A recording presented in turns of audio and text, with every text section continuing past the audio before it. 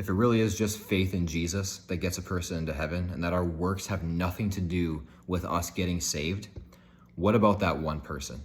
Or what about those people that we all either know or know of in our lives who will profess to be Christians, who will say that Jesus is their Lord and Savior, and then will not live it out at all? Like, they don't live the way that God says to live at all. They don't seem to be doing any of the things that God says to do. And in fact, it doesn't even seem like they're growing towards that. Do those people still get into heaven? And if so, how is that fair?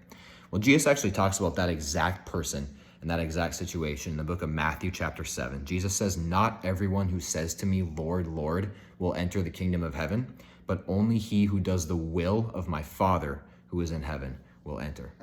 So what Jesus is saying here is not that our works save us, but that our works are an indication of whether our faith is real, and that only real faith saves.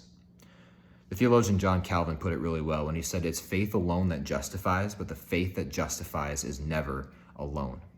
And so if our faith is real, which is the only type of faith that saves, real faith in Jesus, our life's going to show that. The fruit of our life is going to show that. We are going to love God the way Jesus says to love God. We're going to love people the way Jesus says to love people. We're going to continually be growing in the ways of God. Love, joy, peace, patience, kindness, goodness, faithfulness, gentleness, self-control, the fruit of the Spirit. And that's going to be an indication of whether we actually mean it when we call Jesus Lord.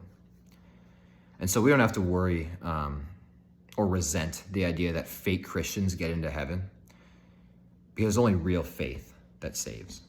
If you want to talk more about putting faith in Jesus, drop a comment, reach out to me. It's the most important gift that anyone can ever receive is salvation by God's grace through faith in Jesus.